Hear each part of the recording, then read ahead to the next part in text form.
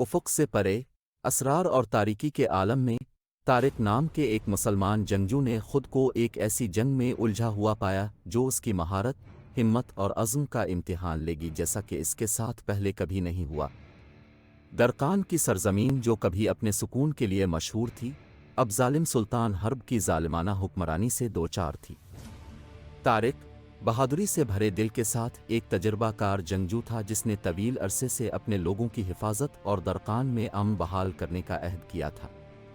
اپنی جنگ میں پہنی ہوئی زرہ بختر میں ملبوس، اس نے ایک تلوار اٹھائی جو نسل در نسل اس کے خاندان کی میراث اور انصاف کے لیے اٹل عزم کی علامت ہے۔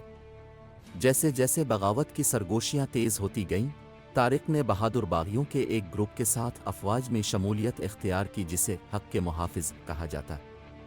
یہ خفیہ تنظیم سلطان کی جابرانہ حکومت کا تختہ الٹنے کے لیے اس سے لڑتی تھی۔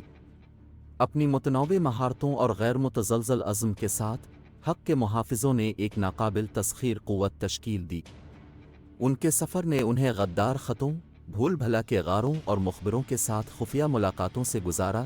اس دوران انہوں نے سلطان کی افواج کے بارے میں اہم معلومات اکٹھی کی، لیکن باغیوں سے ناواقف ایک غدار ان کی صفوں میں چھپا ہوا تھا جو سلطان کے جاسوسوں کو معلومات فراہم کرتا تھا۔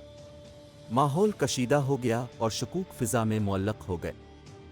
حق کے محافظوں کی طرف سے شروع کیا گیا ہر مشن ایسا لگتا تھا کہ سلطان حرب کے جال میں پھنس گیا، جس کے نتیجے میں خطرناک مقابلے اور قریب قریب مہلک جھڑپیں ہوں۔ غدار کی شناخت غیر واضح رہی، جس نے گروپ کے ہر رکن پر شک کا سایہ ڈال دیا۔ درقان کے ممنوعہ جنگل کے مرکز میں حق کے محافظوں نے ایک پوشیدہ گڑھ دریافت کیا جہاں سلطان حرب نے ایک تباہ کن ہتھیار اتارنے کا منصوبہ بنایا، ایک ایسا ہتھیار جو پورے شہروں کو تباہ کرنے کی صلاحیت رکھتا ہے۔ وقت گزرنے کے ساتھ حق کے محافظوں نے گڑھ میں دراندازی کرنے اور خطرے کو بے اثر کرنے کے لیے ایک جرات مندانہ منصوبہ بنایا۔ جیسے ہی آخری مرکہ شروع ہوا، غداری اور فریب کا ایک جال کھل گیا جس نے غدار کو اپنے بیچ میں ظاہر کیا۔ یہ دلاور تھا جو ایک زمانے میں قابل اعتماد ساتھی تھا، جس کے مقاصد خوف اور مایوسی کے باعث بدل چکے تھے۔ دلاور کی غداری نے حق کے محافظوں کے اتحاد کو پارا پارا کر دیا، لیکن اس نے طارق کے اندر ایک شدید عزم کو بھی بھڑکا دیا۔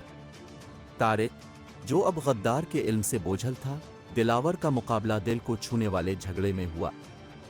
جب ان کی تلواریں آپس میں ٹکرائیں تو چنگاریاں اڑ گئیں، ان کی جنگ کی بازگشت مضبوط قلعے میں گونج رہی تھی۔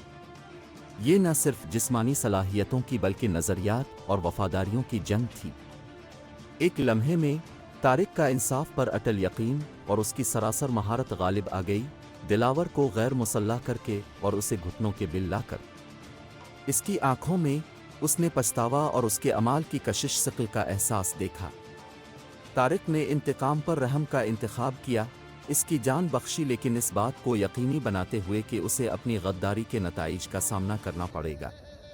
مضبوط قلعہ محفوظ ہونے اور سلطان کے ہتھیاروں کے بے اثر ہونے کے بعد درقان بالآخر سلطان حرب کے دور حکومت سے آزاد ہو گیا۔ لوگوں نے خوشی منائی، طارق اور حق کے محافظوں کی قربانیوں کے لیے ان کے حوصلے امید اور شکر گزار کے ساتھ پھر سے جاگ اٹھے۔ یہ جنگ جیت گئے تھے، لیکن اس کے نشانات انہیں ہمیشہ آزادی کی قیمت یاد دلاتے رہیں گے۔ اس کے بعد طارق بہادری اور عزت کی علامت کے طور پر کھڑا ہوا، ایک ہیرو جس کی بہادری نے درقان کی تقدیر کو تشکیل دیا تھا۔ اس کا افسانہ زمانوں میں گونجتا رہا۔ طارق نسلوں کو جب غداری اور غلامی کے خلاف کھڑا ہونے کی ترغیب دیتا ہے جو ان کی دنیا کو ہڑپ کرنے کا خطرہ رکھتے ہیں، اور اس طرح طارق کی کہانی، بہادر مسلم جنگجو اور اس کی خوفناک جنگ نے حق اور انصاف کے لیے لڑنے والوں کے اٹوٹ جذبے کی تصویر کشی کی۔ اس نے سب کو یاد دلایا ہے کہ تاریک ترین وقتوں میں ہمت اور غیر متزلزل عزم سے جیتا جا سکتا ہے۔